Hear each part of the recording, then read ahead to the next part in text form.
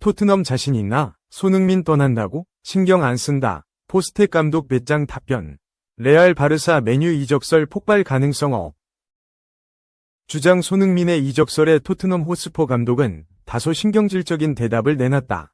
주축 공격수의 이탈이 그다지 신경 쓰이지 않는 듯한 분위기다. 영국 베인 스포츠의 7일 한국 시간 보도에 따르면 손흥민은 유럽 복수 구단의 관심을 받고 있다. 스페인과 함 레알 마드리드와 FC 바르셀로나, 잉글랜드 프리미어리그, EPL, 위 맨체스터 유나이티드가 접근한 것으로 파악됐다. 손흥민의 계약 기간이 얼마 남지 않았기 때문이다. 영국 더 스탠다드 등에 따르면 손흥민은 3년 전 토트넘과 재계약 체결 당시 1년 연장 옵션을 넣었다. 손흥민과 토트넘의 현 계약은 2025년 여름에 만료된다. 하지만 토트넘은 여전히 해당 조항을 발동하지 않은 것으로 알려졌다. 이대로면 자유계약 선수로 토트넘을 떠날 수 있다. 위기 속에도 토트넘은 태평하다. 앙제 포스테코글루 59 감독은 지난 6일 풋볼 런던을 통해 손흥민의 재계약이 끝나간다. 그를 팀에 남기고 싶지 않나라는 질문에 당장 신경 쓰는 건 일요일 첼시전 뿐이다. 선수들의 계약에 신경 쓸 수가 없다. 그저 일요일에 나가서 싸울 준비가 된 선수가 있는지 확인하겠다 라고 말했다. 선수 계약을 묻자 다소 신경질적인 반응을 보였다. 와중에 영국과 스페인 현지에서는 손흥민의 이적 가능성을 두고 여러 추측이 난무하고 있다. 스페인 피차에스는 스페인 빅클럽 레알 마드리드가 손흥민에 접근했다고 밝혔다. 스포츠 전문 매체 더 하드 태클도 손흥민은 끝내 토트넘을 떠날 것이다 라며 스페인 소식통에 따르면 레알 마드리드는 손흥민을 노리고 있다. 계약이 끝나가는 손흥민을 보스만 룰을 활용해 영입할 것이라고 알렸다. 심지어 스페인 엘골 디지털은 바르셀로나는 손흥민 영입을 위해 공격수 2명을 방출한다. 안수파티와 페란 토레스 24가 희생양으로 지목됐다며 손흥민이 FA로 바르셀로나에 합류해도 구단에게는 재정 부담이 꽤 클 것이다. 손흥민의 연봉은 1200만 유로, 약 178억 원로 알려졌다고 분석했다. 2020에서 2021 시즌 프리미어리그 득점왕에 빛나는 손흥민은 여전히 구단의 주요 대회 우승과 연이 없다. 유럽 축구연맹 챔피언스리그와 잉글랜드 카라바오컵, 리그컵 2번이 결승에 올랐지만 끝내 준우승에 그치며 눈물을 흘리기도 했다. 손흥민의 사정을 잘 아는 더 하드 태클은 레알 마드리드는 매 시즌 우승을 노린다. 손흥민은 토트넘 이적 후 우승이 없다. 스페인 라리가 챔피언인 레알 마드리드행은 손흥민에게 흥분되는 일일 것이라고 했다. 토트넘은 이미 손흥민에게 수차례 실망감만 안겼다. 지난해만 해도 파격적인 대우가 있을 것이란 예상이 난무했다. 특히 풋볼 인사이더는 토트넘은 손흥민과 장기 재계약을 체결할 예정이다. 거대한 조건도 걸 것이다 라며 손흥민은 토트넘과 재계약에 합의하면 엄청난 보너스도 받을 것이다. 적어도 그의 전성기는 토트넘에서 보내게 될 것이라고 추측했다. 구단 전설을 위한 확실한 대우가 있을 것이란 전망이었다. 하지만 손흥민은 여전히 토트넘과 재계약 관련 대화를 나누지 않은 것으로 알려졌다. 지난 9월에는 손흥민이 직접 기자회견에서 계약 상황을 언급했다. 그는 카라박, 아제르바이잔과 유럽 축구연맹 유로파리그 경기 전 올해에 집중하고 있다. 구단의 모든 사람이 받을 만한 것, 우승을 얻고 싶다며 미래에 무슨 일어날지 알 수 없지만 구단을 위해 최선을 다하겠다.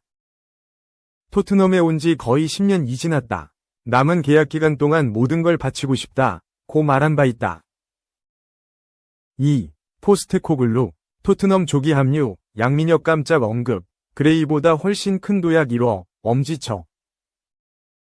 엔지 포스테코글루 59 감독이 토트넘 핫스퍼 조기 합류가 확정된 양민혁 18 강원 FC를 향해 엄지손가락을 치켜세웠다. 포스테코글루 2년차를 맞이한 토트넘은 올 시즌 기복 심한 경기력으로 고전을 면치 못하고 있다. 예상치 못하게 강팀을 잡아내는가 하면 상대적 약체로 꼽힌 팀의 일격을 허용하는 등 오르락내리락을 반복한다. 당연히 성적이 좋을 리 없다. 프리미어리그에서 6승 2무 6패, 승점 20를 거두며 10위로 쳐졌다. 매년 그랬듯 우승은 이미 물 건너간 셈이다.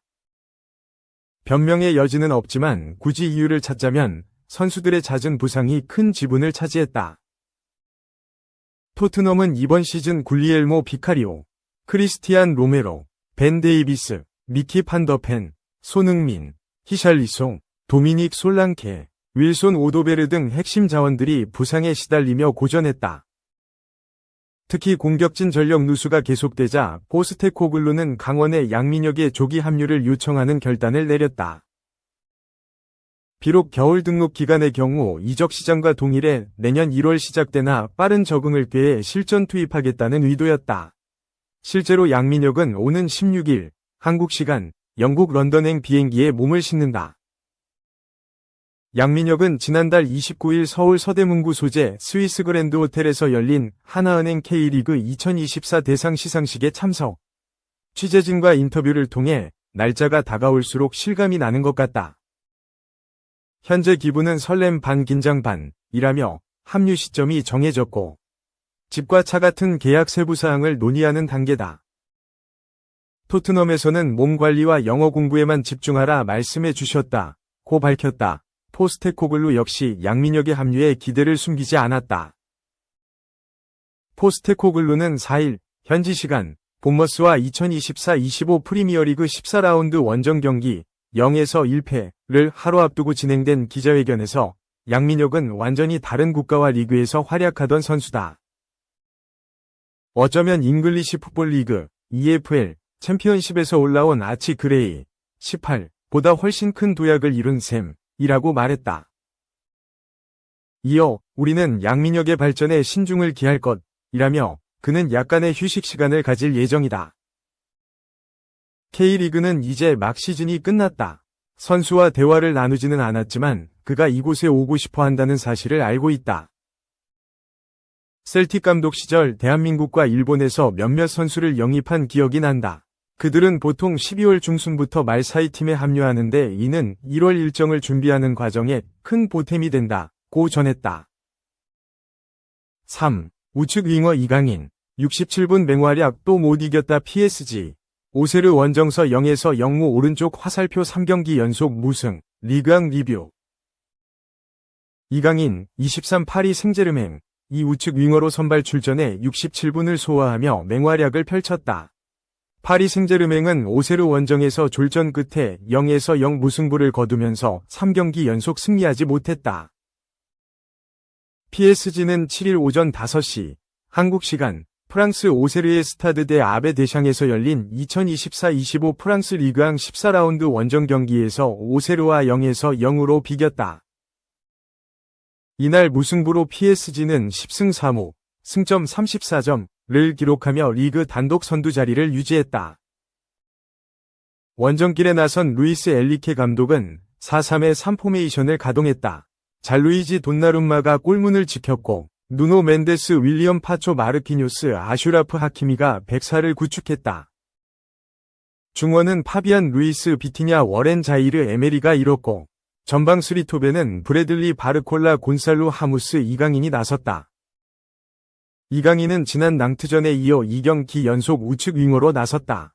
최근 엘리케 감독과 우스만 덴벨레의 불화설이 나오면서 이강인이 덴벨레가 나서던 자리에 또다시 선발로 낙점받았다.